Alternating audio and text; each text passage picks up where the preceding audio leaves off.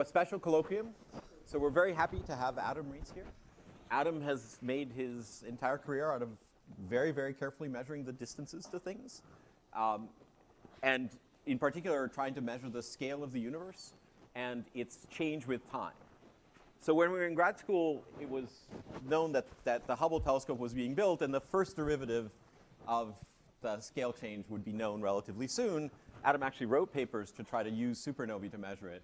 But it was expected that problem would be solved, and that the interesting problem was the second derivative, the acceleration, or then as quaintly called the deceleration of the universe. And so Adam spent a bunch of time measuring the deceleration of the universe, finding interesting results, which resulted in, among other things, a Nobel Prize. But lately, he came back to this issue of the first derivative and discovered that there's interesting physics in the first derivative. And so he's going to tell us about measuring the expansion rate of the universe and what it tells us about new physics. So with that, any further ado? Thank you. Yeah, right.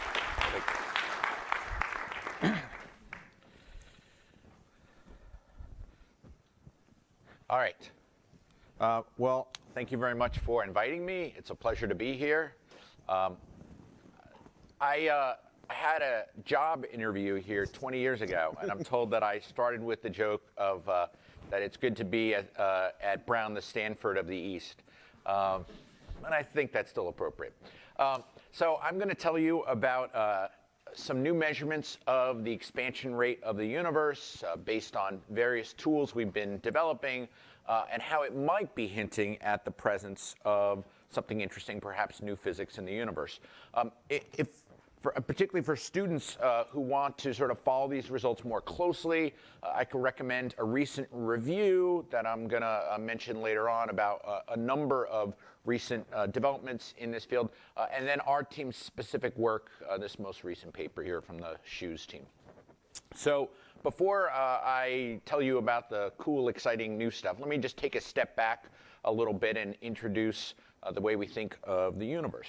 So turns out one of the best ways we have to learn about the composition, age, and fate of the universe is by watching it expand around us. We know the universe to be homogeneous and isotropic on large scales, and just that condition, together with general relativity, allows you to derive an equation of motion for the universe, how the scale factor, A, the grid size you see here, how that changes with time. That equation of motion is called the Friedmann equation, and it's a differential equation that relates changes in the scale factor of the universe with the various sources of gravity, whether it comes from matter or dark energy. Also includes whether the curvature of space is curved or is flat, and anything else. So to cosmologists, the interesting questions we have, the things we want to know about, are on the right-hand side of the Friedmann equation. And if we could observe this function, A of t, how the expansion of the universe has evolved over time, we can learn about all those interesting things. Now, we can't directly observe A or t, but we observe proxies for both of those. For observers, instead of t, we can't look out to time, but we can measure distances. And knowing the speed of light, that tells us quite directly about time. And we don't measure this scale factor A, but we observe its consequence, the change in A, which is the redshift. And so what observers then seek to do is look out and measure the combination of distances and redshifts and see this linear relationship between those two, which is the signature of an expanding universe. And if you're able to stretch your measurements out even greater in distances to very long look-back times, you might even hope to see a change or bend in this line because the universe would be expanding at a different rate in the past. So that, in a sort of nutshell, is what it is that we seek to do. Now, it would be nice to be able to measure the whole function A of t, but as Jan described at the beginning of the talk, we used to think that the universe was simple, matter-dominated, and so most of the information would just come from the first two derivatives of A. And so cosmology used to be called the quest for two numbers, because if you can measure these two numbers, you would know everything that had happened in the universe in terms of its expansion. So the first derivative, A, of course, is just the expansion rate of the universe as it is today, a number that we refer to as the Hubble constant. This used to be unknown to a factor of 2, and after the Hubble Space Telescope was built and its first key project was done, this was measured to 10% precision. But this sets the size scale and age scale for the universe. It tells us whether we live in a big universe that is slowly expanding and 20 billion years old, or a small universe, very rapidly expanding, but only maybe 10 billion years old. The other derivative is, of course, as Jan said, historically called the deceleration parameter, because we expected the universe to be decelerating. The attractive gravity of all the matter in the universe would slow the expansion. The more matter, the more deceleration. And so if you can measure the deceleration, you would determine the mass density of the universe. And that's very profound, because it tells you what the ultimate fate of the universe is. If the mass density is less than 1, then there's not enough gravity to stop the expansion, and the universe will expand forever. If omega matter was more than 1, then it would recollapse. If inflation was right, theory of the early universe, it was exactly 1, and so you could test that. If omega matter was exactly 1, then the geometry of space-time was flat. Otherwise, it was curved in one direction or another. So this was very profound, very important measurement to make. And the 1990s was, I would say, the sort of special time when really long-range distance indicators, things that we can use to measure these great distances, became available in the form of particular standard candles. And so let me say a few words about standard candles. A standard candle is really any object out in space whose luminosity you understand well, so that just by measuring how bright it appears, you can tell how far away it is. Okay, sounds relatively simple. Now I'm going to discuss two kinds of standard candles that I'm going to use in this talk, but that became really integral to this story of measuring these two derivatives. The first of those is the type 1a supernovae. This is what I did my thesis work on. And these are exploding carbon-oxygen white dwarfs. So the core of an old star, it's now very dense. It's degenerate matter held up by electron degeneracy pressure, which, as you may know, only works to hold back gravity up to a critical mass, the Chandrasekhar mass. And so if a white dwarf star becomes more massive than that, you get runaway thermonuclear explosion, you get runaway fusion. And so that makes a very standard candle, as you can imagine. And so we believe, and this is the speculative part, that these white dwarfs live in binary systems, and that mass gets transferred over from one star to the other. The details of this are still hotly debated, whether the other star is a normal star or itself another degenerate star. But somehow or other, this star crosses the Chandrasekhar limit and explodes, giving us an explosion that is 4 or 5 billion solar luminosities, can outshine its entire galaxy. And that makes a great long-range standard candle, because you could see it very far away.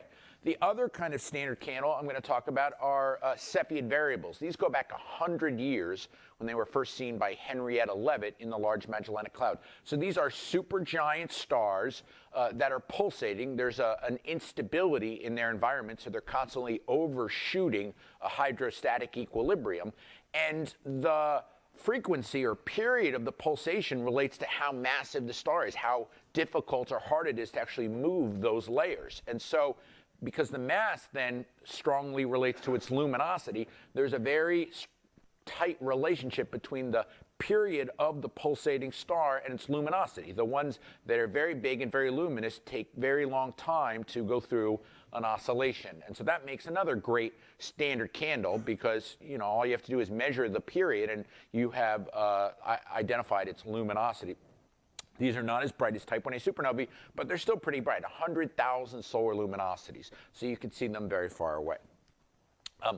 Now, in practice, I call these standard candles, but in practice, we've recognized that there are still small variations in the luminosity of type 1a supernovae, and my thesis work was about deriving empirically the correlation between those small luminosity variations and the rise and fall of the supernova light curve, so that, like the Cepheids very much, you're making small corrections for differences in luminosity to really standardize them all, to bring them all to the same luminosity, as well as at the same time using the colors of these objects. Standard candles have standard colors, but dust in the galaxies that these objects live both dim the light, fooling you into thinking these objects are further away than they really are, but fortunately also providing a telltale of that, which is they scatter more light in the blue than they do in the red. And so if the object you observe is redder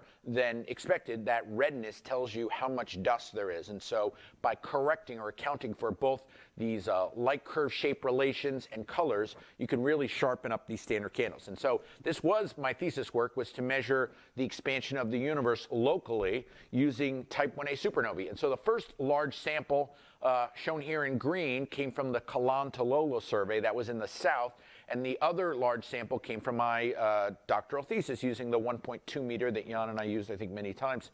And those were the objects in red in the north. And between the two samples, we got a really sharp delineation of the expansion of the universe. Before this had been so sharply delineated before, it demonstrated that individually type 1a supernovae, after accounting for the light curves and the colors, were good to about 6% in distance. However, the goal of measuring the Hubble constant, that first derivative, requires not just relative distances. You can tell these are good relative distances because the scatter is so small, but you actually need absolute distances. You have to run a tape measure out to a type 1a supernova and figure out how luminous one is, and then you know they're all that luminous. And so the way I'll describe that, in the same place embed a little explanation of a unit astronomers use, magnitudes. Here on the, well, here is the redshift of the supernova. Here on this axis is the distance, but instead I plotted the logarithmic distance. That shouldn't frighten anybody too much. In astronomer units, 5 times the log of the distance, we call these magnitudes, okay? And it's a nice unit because it allows us to say we don't know what the constant C here is, what the true luminosity of any one object is. We still have to determine that. And so in our units then of magnitudes, every 5 magnitudes represents a factor of 100 in brightness or a factor of 10 in distance. And again, I'm only stating relative statements, something being 100 times fainter or 10 times farther. I haven't said exactly how far in kilometers or any unit. That would require me to determine the value of C, to turn this into an absolute distance indicator, and we will get to that part of the talk later. Meanwhile, if you extend your measurements of supernovae to greater redshifts, you can go after this question of, does this line bend? Do you see a change in the expansion rate? Again, without knowing the absolute, just a relative change in the expansion rate from today, which is what this is showing, to the past, which is what you can do if you find more distant supernovae. So oops, did I hit the wrong button? I think I hit the wrong button. Oh, all right, good.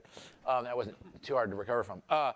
And so by the late 1990s, 2 teams of astronomers, I was on one of those, went out and, this was a new thing, found supernovae at redshifts of 0.5 to 1, those are shown out here, and compared those to the nearer by ones. And it's a little hard to see what's going on, so I subtract off a low mass universe, one where omega matter is 0.3, but where omega lambda is 0. That is no dark energy, just a slightly decelerating universe. The deceleration parameter is still positive.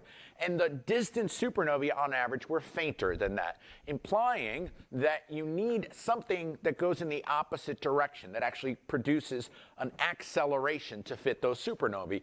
That something would be something like the cosmological constant. So here we have 0.7 in the cosmological constant and 0.3 in omega matter. So a universe dominated by dark energy, not dark matter, was required to fit this. And this was the face value interpretation of this by both teams. However, we worried at the time, what if there was some other kind of astrophysical dimming causing these distant supernovae to look dim? They weren't really that far away, but maybe there was a kind of mythical gray dust, people suggested, in between galaxies, so no telltale shift in the color, making things look fainter. Or what if supernovae in the past, type 1a supernovae, were just born fainter, okay? So we worried about this. However, an important test was to go to even higher redshifts, beyond 1, when the universe was denser, more compact, would have felt the gravitational attractiveness of matter more strongly and would have been decelerating before it began accelerating. And that would look quite different than looking through more and more of this gray dust.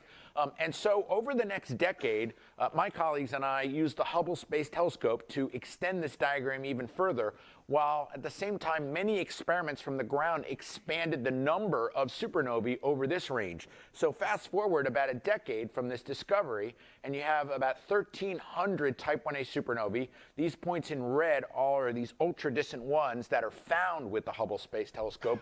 And if you look back now in the residual space, and now I'm just binning, but you can see we're clearly tracking this sort of two-phase universe of one dominated by dark energy today, but was decelerating in the past, and to about 10% precision in a quantity we use to characterize dark energy, the equation of state. It's the ratio of its pressure to its energy density.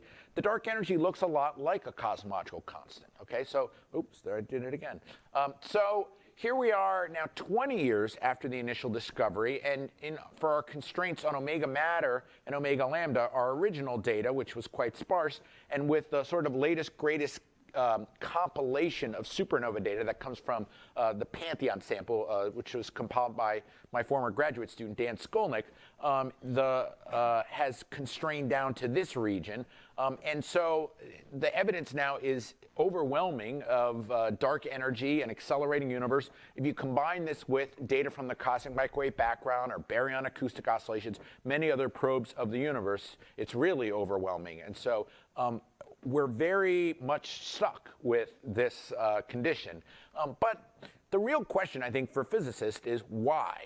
Why is the universe accelerating? I mean, that is the observation, really, what is going on. And so, as I said, we tend to characterize or think of dark energy in terms of its equation of state, the ratio of its pressure to its energy density. And in general relativity, material with a sufficiently negative equation of state or negative pressure will have repulsive gravity. That is very strange, but true. And so the question is, what is the source of that material? What is the source of that negative pressure? So, of course, option one is vacuum energy, Einstein's cosmological constant, though we didn't think of it this way. Today, we sort of think of this as an idea inspired by quantum mechanics, a zero-point energy of empty space. And that's a good idea. And then in the world of general relativity, you take the capacity or necessity to create energy anytime you expand space, and that will have this repulsive gravity. That will have an equation of state of -1. There's a terrible mismatch between this idea and the actual value that we observe, about 120 orders of magnitude. But it's a word level idea that still exists. So the existence proof, of course, is there's other static dark energies like the Higgs field, and so we know that nature does this. Option two is a dynamical dark energy. So you have a field in space. That field has potential energy. And if it's dominated by potential energy, it will temporarily look like vacuum energy. That's what gave rise to what we call inflation, we think. However, at some point that field will decay, and so there'll be some kinetic energy in the field. And so we might expect W to not be exactly -1 or to be changing if over the look back time we could see some evolution in that field. So we might discriminate between these if we can measure the equation of state better. A third possibility, of course, is that this is all just a breakdown in general relativity that really comes in at the largest scales. And so it would be a scale-dependent flaw in general relativity. And so the way you would tell this was going on is you would measure or essentially characterize dark energy at different scales, and you would get inconsistent answers. On the scale of the whole universe, which we measure by measuring the expansion rate of the universe, you would see different results than on a smaller scale, the scale on which structures grow in the universe, and that would be the telltale here. So the answer to this question might be the biggest question in cosmology, or certainly one of them is, what is the nature of the dark energy? What is the physics underlying this? So moving forward, how do you move forward in a situation like this? Well, only option one, I'm not saying option one is right, but it is the easiest to define mathematically. It only has one potential value. There's no real free parameters in it. So the way we play the game now is we do new experiments, new tests, where we assume one as our benchmark, and then we look for deviations or departures. So that's the end of the introduction to my talk, and the rest is going to be sort of what's new with this. And so what I'm going to tell you about is one of those tests, which I think of as sort of the ultimate end-to-end test of the universe, okay? And that is, we start with this model that I described, what we call standard or vanilla LambdaCDM. The reason we call it vanilla, really, is that it has dark matter and dark energy in it, and we don't know all the properties of those things. A particle physicist wants to know if there's a particle, how does it interact? Does it annihilate? Is it really perfectly cold? What's its lifetime? These sorts of things. And, we sort of punt on all those and say, well, just the most simple version. And again, as I said, for dark energy, there's other options, but, we'll take lambda. So we take the simplest version, okay? And if you take that model, okay, then this is how the universe would have looked more or less just before recombination at redshift of 1,000, just before the universe becomes transparent, a few 100,000 years after the Big Bang. Mostly dark matter, a lot of atoms, a lot of photons, a lot of neutrinos. And we take this model, which initially has 6 free parameters and a number of ansatz, and we use it to predict the size of fluctuations in the plasma of the early universe, the physical size of those fluctuations. We then observe the angular size of those fluctuations in the cosmic microwave background. And by comparing the physical fluctuations to the angular fluctuations and varying the 6 parameters, we calibrate or constrain those 6 parameters. So now we have a fully calibrated model. And I should also say some of the key physical fluctuations amongst are, for example, the sound horizon, which is probably the most prominent. It is the distance a fluctuation can traveling at the speed of sound in that medium from the time of the Big Bang until the universe becomes transparent. But we also can use the model to predict, for example, the baryon density, how nucleosynthesis produces the baryon density we see in some of the primordial elements. And we can actually measure that with, for example, deuterium in very old galaxies today. Okay, now once the model is calibrated, I should set it into motion now.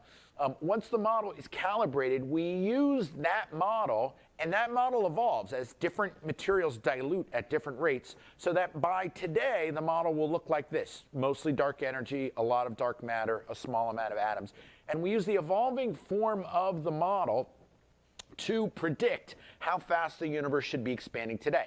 Now, we have sort of a little data along the way. We have other high redshift probes, supernovae, baryon acoustic oscillations.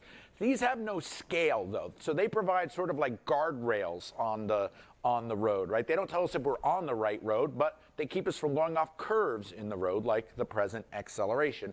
And finally, at the end of this process, you can predict the value of the Hubble constant, how fast the universe ought to be expanding today. 67.4 plus or minus 0.5 from the Planck satellite, which is the best data we have. So a very powerful test of this entire story, particularly the assumptions we had to make about the dark sector, which now is 95% of the universe, is to measure the Hubble constant to comparable precision.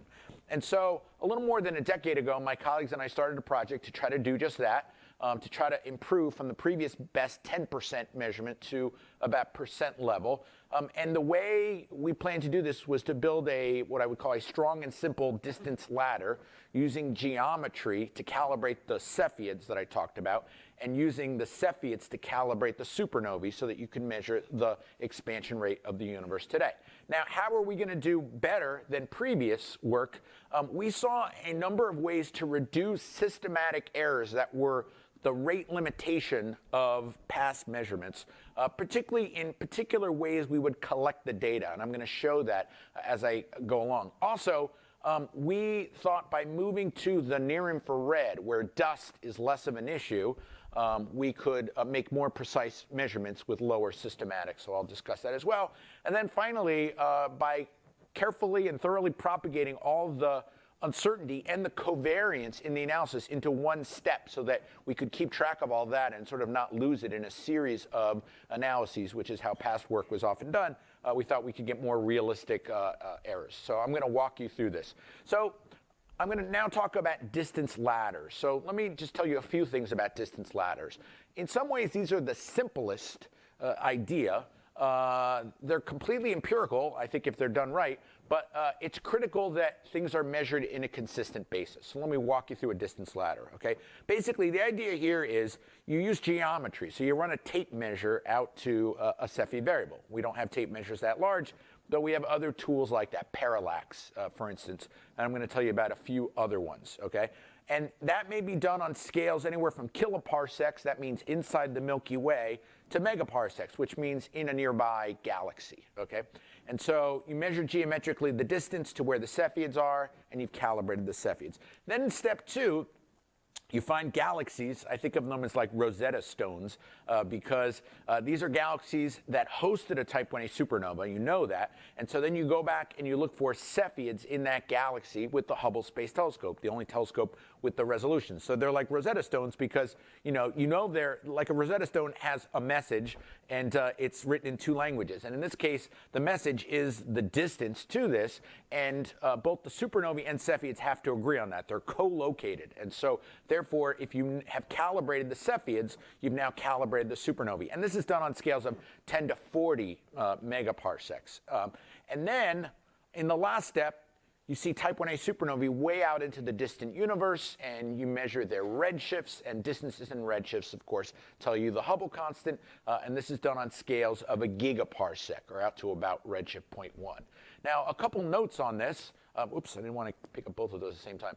If you look at the nutrition facts on the distance ladder, just to point out, there is really no astrophysical modeling. This is done completely empirically on the basis that these Cepheids and these Cepheids are the same, but you empirically calibrate for differences in some of the things I talked about earlier, periods and or light curve shapes for supernovae. There's really no general relativity in here. There's really no LambdaCDM. It's really a geometric measurement that is then based on the principle of co-location. 2 things at the same place have the same distance. Okay, but there are warnings. It's critical when you have objects in 2 locations along the distance ladder. These must be measured consistently and identically as much as possible. Same thing with the supernovae over here. Okay. So let me walk you through then the steps. So first step is, as I said, to measure geometrically the distance. And so the sort of gold standard for measuring a geometric distance in the universe is to measure parallax. The Earth goes around the sun. We know the diameter of the Earth's orbit.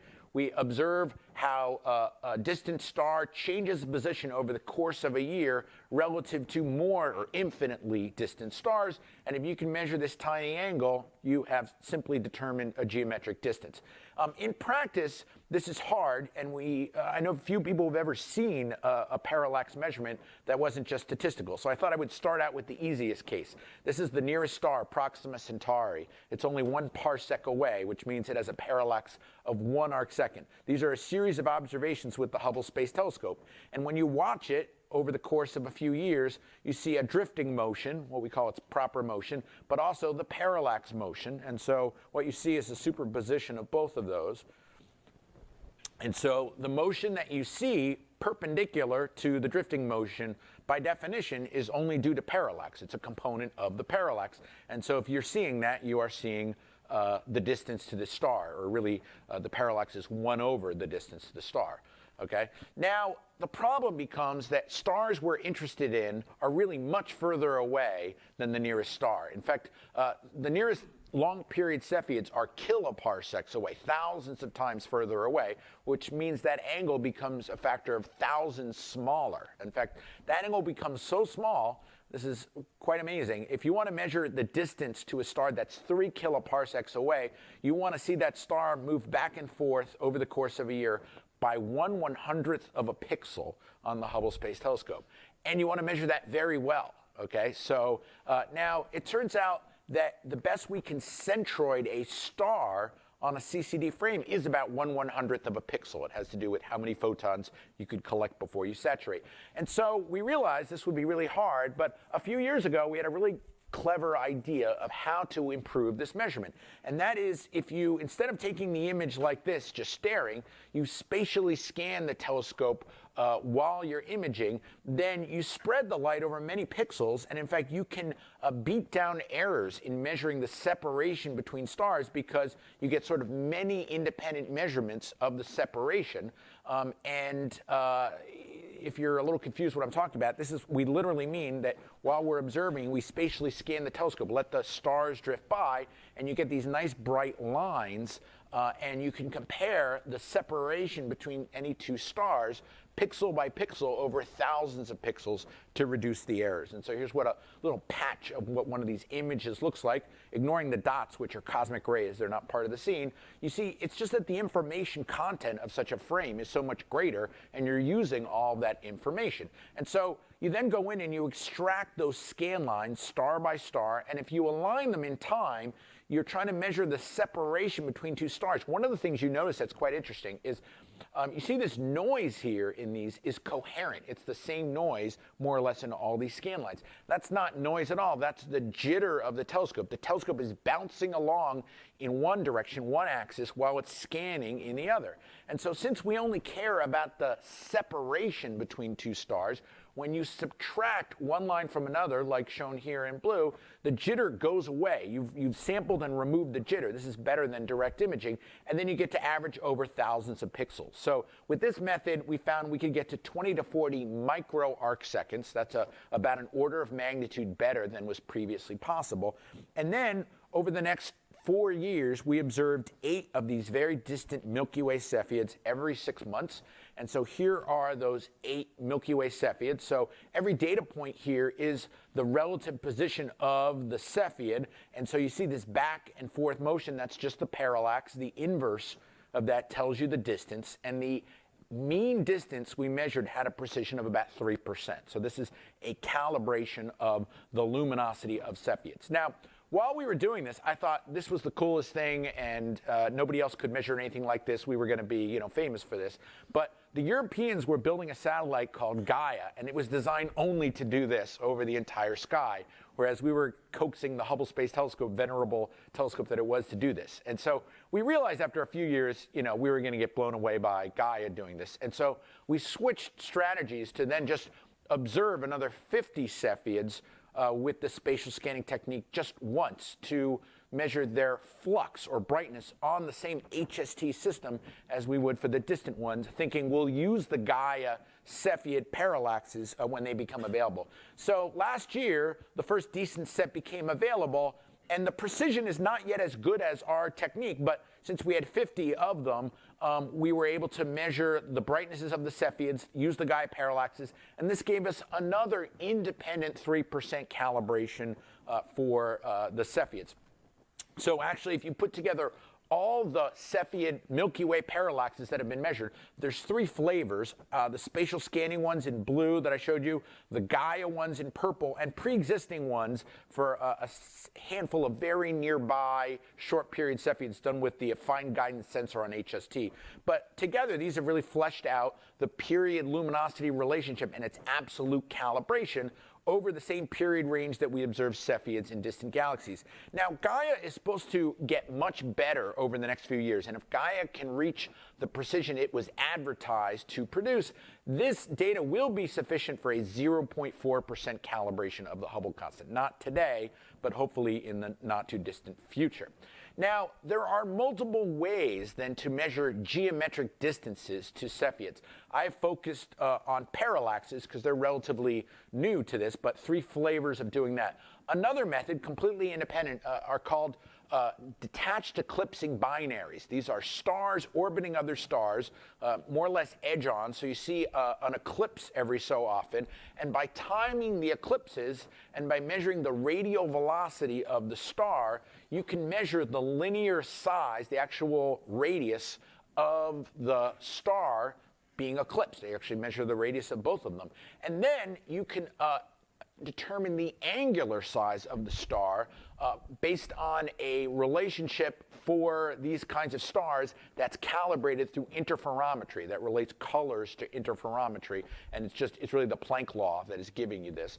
And so once you have a physical size of a star and you have an angular size, you have a distance, and this has been done quite well in the Large Magellanic Cloud with 20 of these systems. So this distance is good to 1.2%, and there's lots of Cepheids in the Large Magellanic Cloud. And then the third method are these water masers that have been observed in the radio with VLBI in Keplerian motion around a supermassive black hole in the galaxy NGC 4258.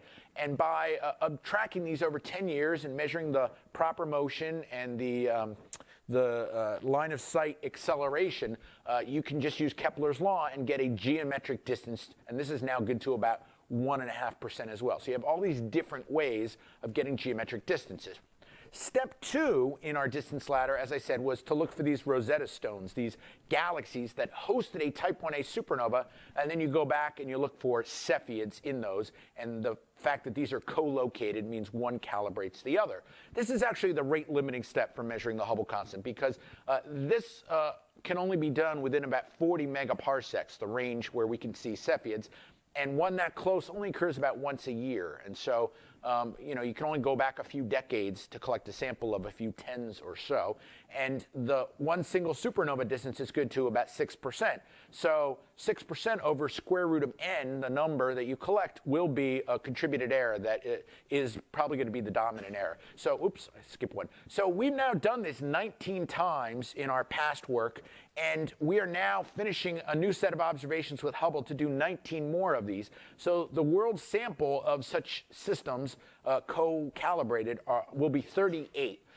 So we will have doubled the sample, and the sample probably will never be doubled again because the Hubble Space Telescope isn't going to last another 38 years for nature to produce more of these supernovae. If we're lucky, another 5 or 10. So this will be a very important sample for that.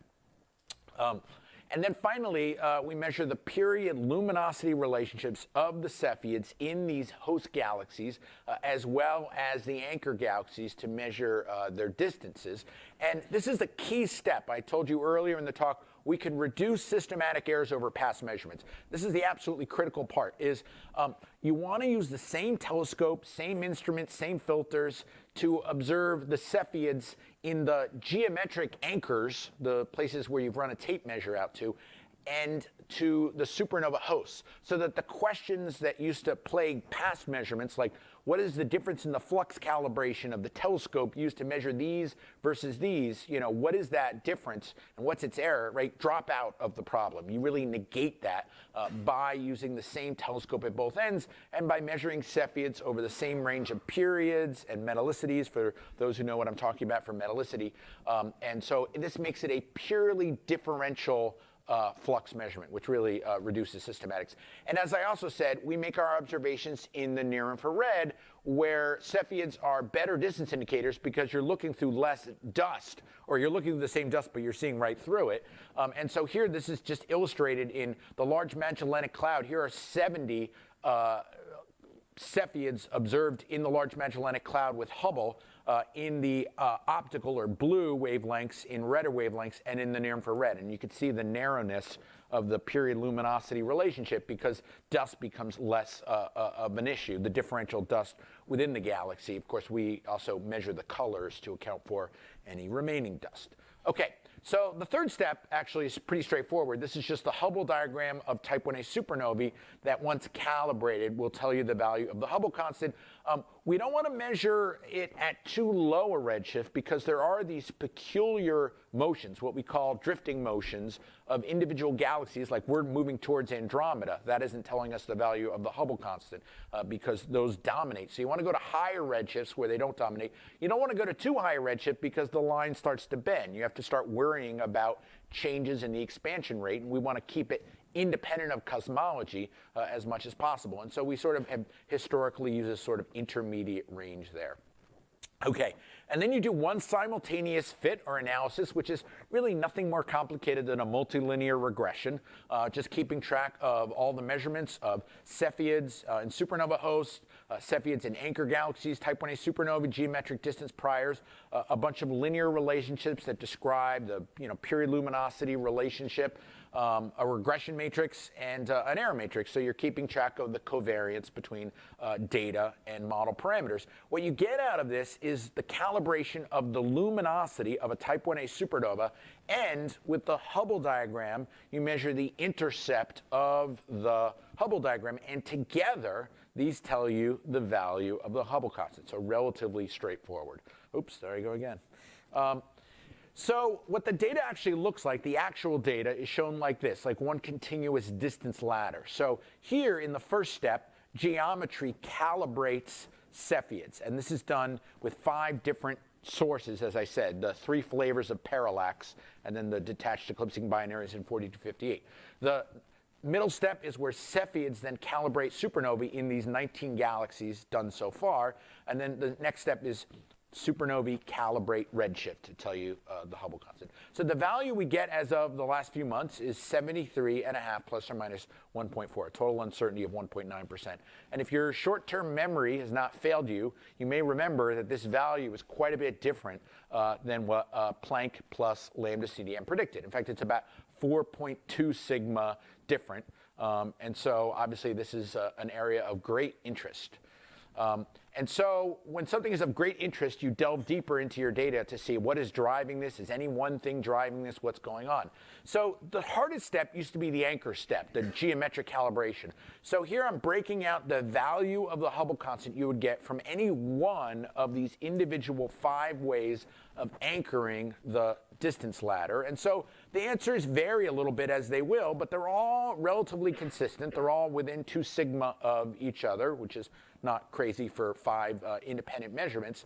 And so you can see you get pretty consistent results. It's not any one anchor or method, or you can't even choose your favorite anchor just to get out of this, and that would be, I think, unreasonable to do anyway. And so that is pretty much where we are with that. Now, in terms of systematics somewhere else, so the thing to sort of think of is something that would produce a 0.2 of a magnitude error or difference in the measurement, or 20% in brightness for people who haven't gotten comfortable with magnitudes yet.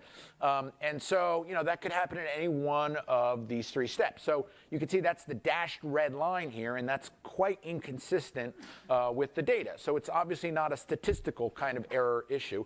However, there are other ways people have suggested analyzing the data, different treatments of dust, different ways of fitting the period luminosity relationship, things like that. And so we came up with 23 primary variants of the original analysis, changing the reddening law of dust, the way you reject outlier objects, making no correction for extinction, how you fit or account for metallicity differences between galaxies, whether you fit this period luminosity relationship as 1 slope, as 2 slopes, whether you throw away short period Cepheids or long period Cepheids, both for different reasons, use different fitting tools to fit supernova light curves, allow different kinds of host galaxies of the supernovae. Each of these represents somebody's idea and a paper, and people said, you should check this or think about this. These produce small variations, but none of them are particularly large. That's the way I would say we devised the distance ladder, is that things were well matched between steps so that you couldn't easily derive a difference. And we measure the variation due to these, and we propagate that as part of our systematic uncertainty in our analysis. So what's clear over the last 20 years is the uncertainty in the local value of the Hubble constant has been coming down, going back to the key project days, and our project, which is, every couple of years in each iteration, we sort of address or focus on the largest remaining errors and try to come up with particular measurements or experiments to reduce those. So we've come down from 5 to 3 to 2.4 and now down to 1.9%. The last 3 years, the biggest improvements have really been in the anchor steps. Better parallax measurements, direct observations with HST of Cepheids in the Milky Way, even though they're incredibly bright. the improved detached eclipsing binary distances and measures of HST fluxes there, new work on the masers in 4258, and I've been working a lot on calibrating the linearity of HST's primary detector because, you know, if you have any issue with linearity, then measuring from bright to faint could make a difference. I'll say more about that at the end. Over the next 2 years or so, improvements I see will be a doubling of the sample, which is important because that's the rate limiting step, and hopefully the next release of Gaia will further improve the precision there. So let me now make a few statements about, you know, why we would believe this result, okay? It is not unusual in any way. In fact, people have been using type 1a supernovae and Cepheids to measure the Hubble constant for 20 years because these are the two best standard candles that we have had. Why Cepheids? They're the longest range. They have the most anchors. It is possible to measure their photometry consistently. That's difficult to do with anything else. I could describe why.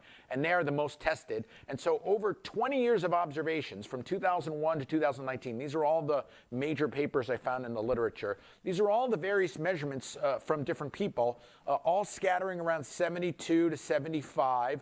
The ones from our team are the ones in yellow.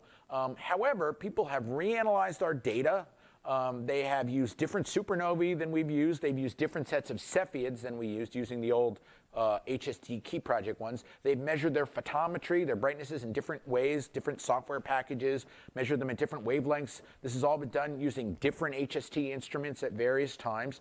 And it doesn't seem to make much difference, as you can see, except the errors have been dropping. And so, you know, you more or less expect, you know, when the errors drop, you know, you don't particularly expect the answer to change all that much. So there's nothing really surprising, I would say, about our result.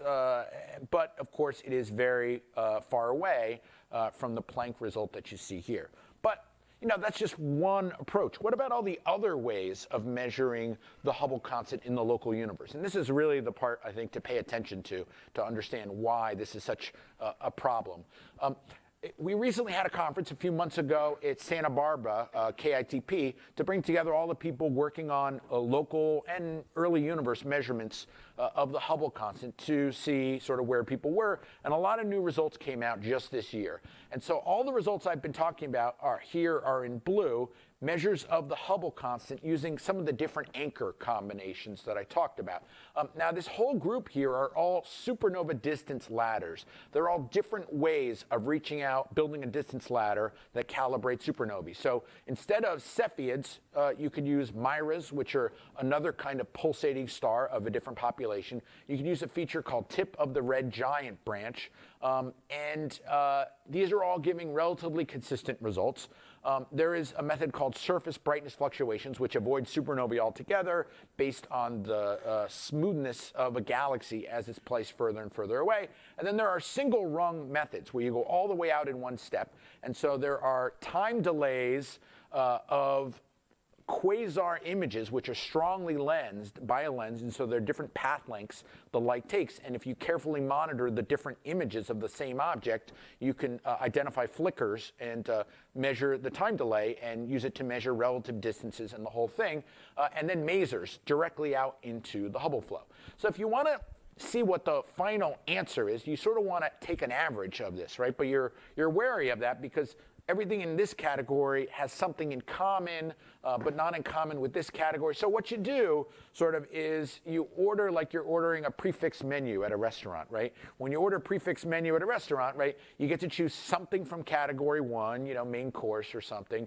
You know, you get something from this category. You get both of these. And so in that way, getting something from 1, 2, 3, and 4, that's an independent combination. You can average those things. And then, because we're all skeptics, right, you get one peremptory challenge, okay? You get one thing you can just throw away. I don't believe lensing. I don't believe supernovae. I'm worried about masers, whatever it is, okay? And so now what I've done is I've formed all the combinations that you can, okay, where you're taking something from category 1, 2, 3, 4, and you're throwing away some kind of measurement technique, tool, or team. And so one is using only Cepheids to build the supernova distance ladder, only Miras, only tip of the red giant branch, 2 different versions of the calibration of tip of the red giant branch, no supernovae, no lensing, no LMC, no Milky Way parallaxes, NGC 48258, no surface brightness fluctuations, okay? And now you can play the same game in the early universe. I focused on Planck because it's the most precise and doesn't use anything else. However, you can use other CMB experiments like WMAP or ACTPol or SPT, those latter 2 are ground-based CMB experiments, and use them to calibrate baryon acoustic oscillations, which are these residual features from the cosmic microwave background, from these density fluctuations now imprinted on the distribution of galaxies, and people measure that at low redshift. And so when you measure the CMB, it calibrates BAO. And you get very similar answers, or independent of the CMB altogether, you can use measurements of the baryon density from deuterium abundances in very primordial galaxies and use that to calibrate BAO. And so that's the data point here shown in no Planck, no CMB. The one that says no CMB is that. And they are all indeed very consistent. So just to really tenderize this dead horse, right, you then want to look at all the combinations of one of these late universe combinations versus one of these early universe combinations. So I made a matrix then. Here are all the versions of the late universe, and here are all the averages or combinations of the early universe value for the Hubble constant. And in the square is the difference in Hubble constant that they get. And we order these in terms of precision. So the highest precision is up here, the lowest precision is down here. And what you want to pay attention to is there any kind of tilt to this plane that would indicate, well, it's really just a couple of high precision measurements that are pulling this whole thing off? And that does not appear to be the case. This is actually quite flat. And so once you're convinced of that, you then divide by the relative errors and say, okay, how many sigma difference is this, okay? And that is shown here. Now you expect the higher precision things to have more significance. And in fact, we can zoom in on Planck because Planck is the most precise. And since it was consistent with all the cross checks in the early universe, there's really no reason not to use it. And now you see the problem, okay? The problem is there's nowhere to sort of avoid this. You're anywhere from 4.5 sigma to 6.3 sigma. In fact, if you break it out by which tools we're using, when you use the supernova distance ladders that are calibrated by Cepheids, you're more like 5 to 6 sigma. By TRGB, you're 4 to 5 sigma. If you use Miras instead of either of TRGB or Cepheids, 5.3 sigma. If you don't use lensing at all, 5 sigma. If you don't use supernovae at all, 4.9 sigma. So, it's getting very hard to avoid this problem that it appears to be robust. It doesn't appear to depend on any one technique, any one model, anything like that. Nevertheless, I get a lot of questions. And one of the most common questions I get is, could we live in a giant void? If we lived in a giant void, then the local patch we live in would be expanding faster than everything else. If you live in a giant void, that would be true, but it's extremely unlikely to live in a void this large. In fact, you can do n-body simulations and vary the position of the observer and create simulated universes from the sort of size of large-scale structures that we see, and you find that the odds of getting a void this deep would be, it's about 10 sigma. And so it's completely ridiculous to have a void that large, not to mention you need to be almost in the exact center of it.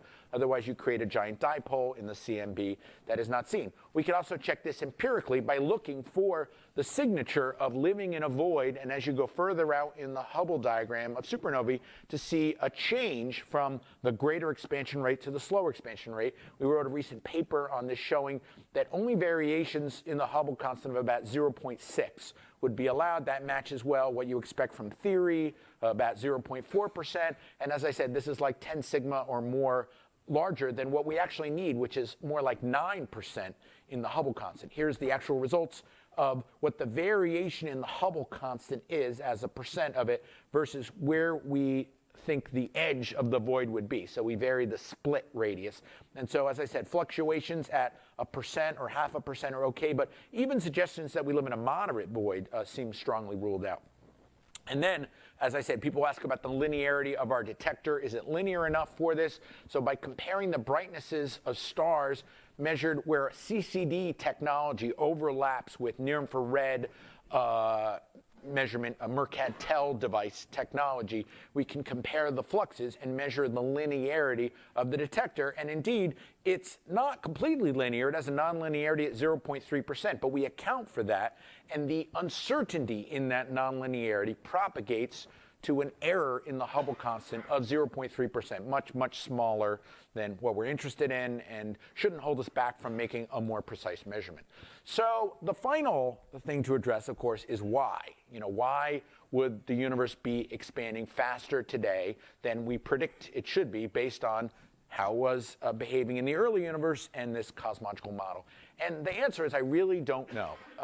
And as Isaac Newton said, I feign no hypothesis either. I mean, nobody really knows the answer to this. There's two broad classes of solutions, I would say. And as you might imagine, the two classes are a change to the cosmological model in the late universe or in the early universe. In the late universe, you're trying to change the way the universe expands after the CMB.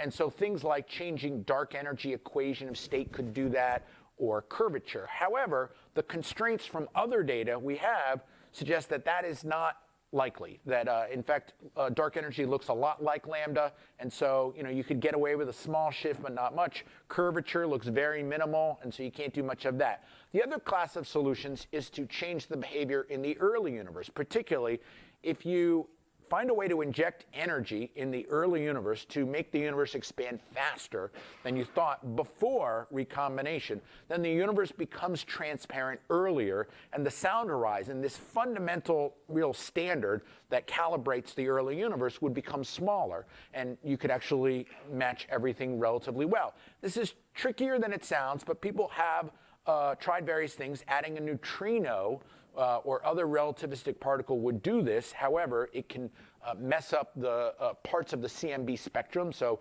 that is not as successful without extra complication.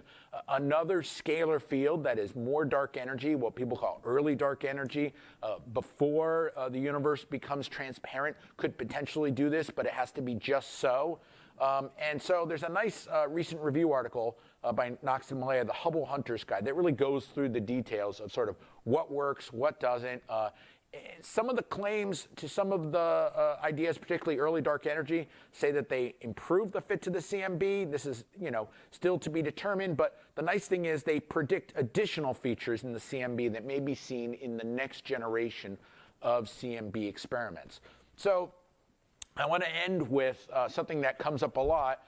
If we don't understand what's going on, if we don't have the answer, can we believe the measurement? I'm surprised how people debate this, because I think you can have a reliable measurement before you understand what it means. I think we've done that many times in the history of science. The precession of Mercury, the solar neutrino problem, the baryon problem were all problems for a while that took a while to understand what was actually going on. We have some today, the lithium problem, the CMB cold spot, where is dark matter, or why rotation curves are flat. And the accelerating universe, yes, we say there is a cosmological constant, but why is lambda so small? And so I think our problems are really often our clues. I think if we pay attention to them, they are often the thing that sort of ignites our ability to sort of have theoretical insights. And so I think we should think of it in that context. So just to end with, we're doing our best to get the most precise measurement we can. So as I said, our next iteration is to observe more of these Cepheids supernova hosts to double the sample. Those observations are almost done. Here are period luminosity relations in each of those galaxies, or some of those galaxies. And so I see two iterations coming in the next year or so of more supernova hosts and better Gaia data to get down to about 1.3%. LIGO, the gravitational wave experiment, is expected to measure its own value of the Hubble constant using standard sirens. I could talk about that during question and answer. And there are other experiments that are going to measure the late time behavior of the universe, the equation of state with redshift, that will help us see whether that area of solution space is completely off limits or not. As I said, next generation CMB experiments may see the signatures of anything in the early universe, so I would say stay tuned for this. My final thoughts on this, the discrepancy is about 5 sigma, depending on which combination of things you take, it's anywhere from 4 to 6 sigma.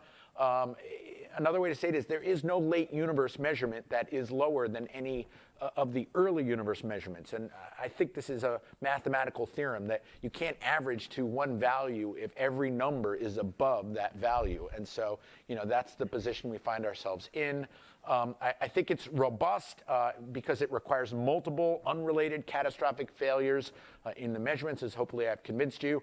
I think it's very interesting unless you're Bayesian prior on LambdaCDM was already much more than 5 sigma, in which case, it's never interesting.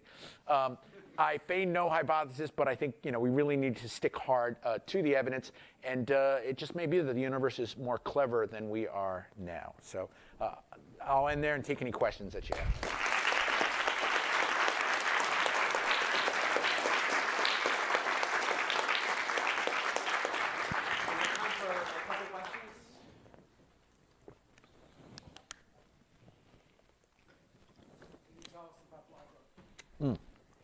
So LIGO can measure standard candles in gravity waves, which is amazing to even think about.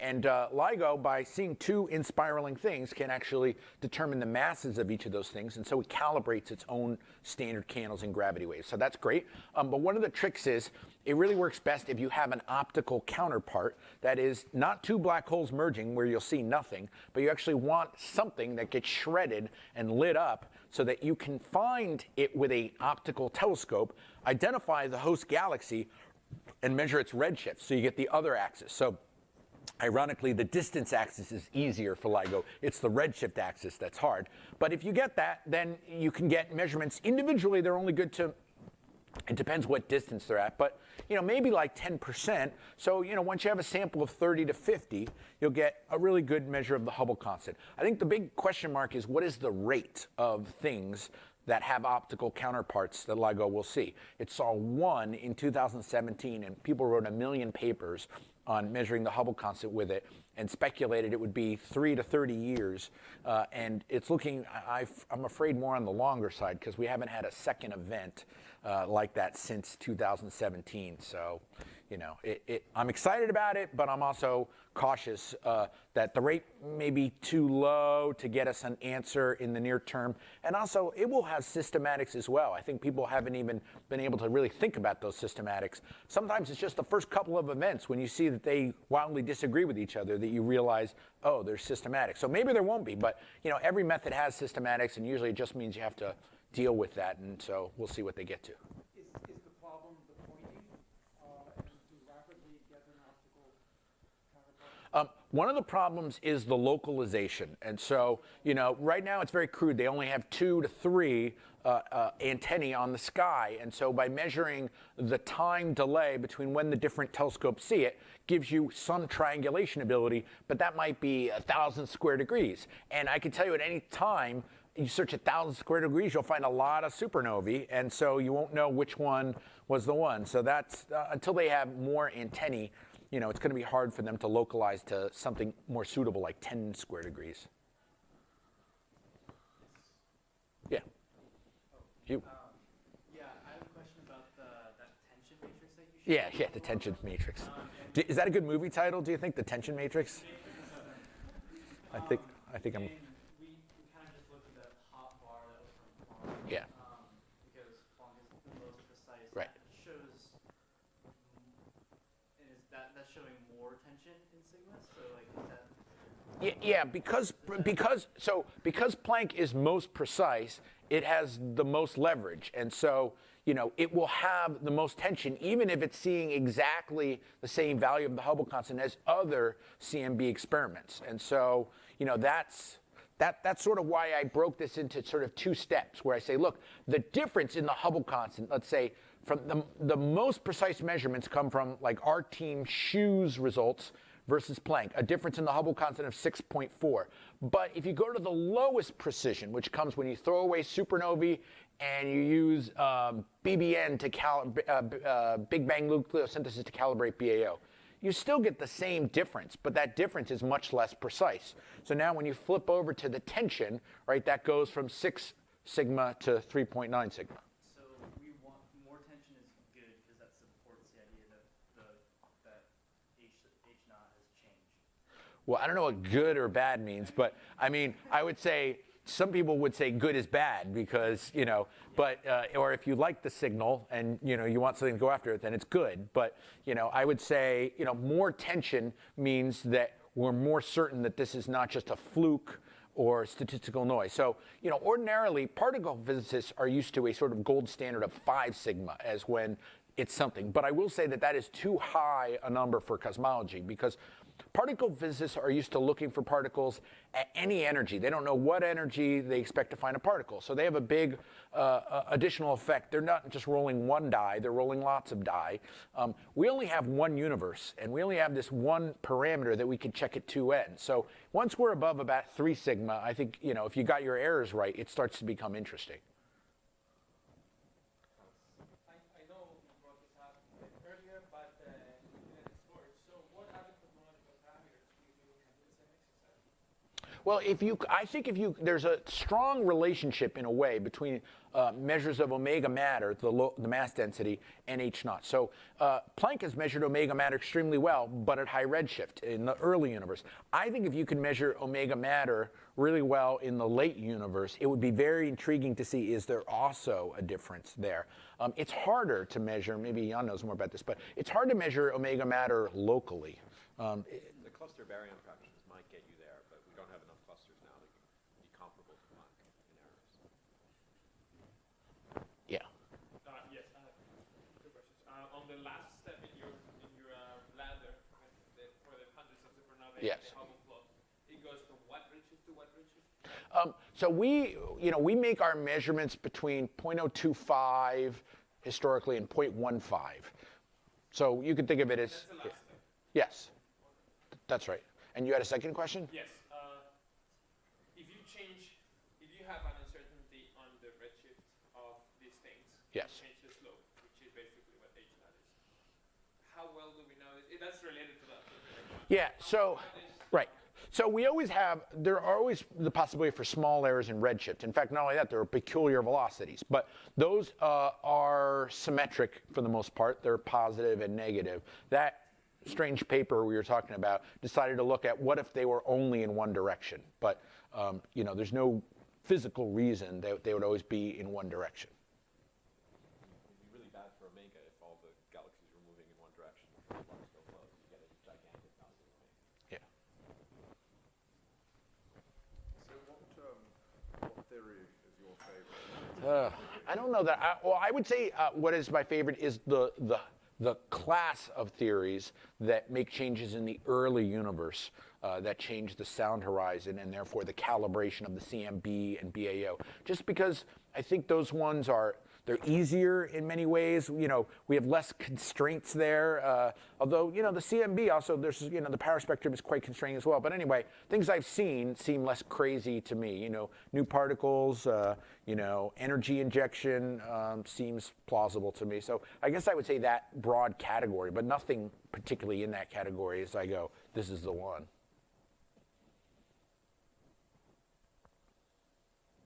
Can I use my prerogative? Yeah. So lenses, in principle, measure at a higher redshift. Strong than lens, the local measure, yes. Strong lens.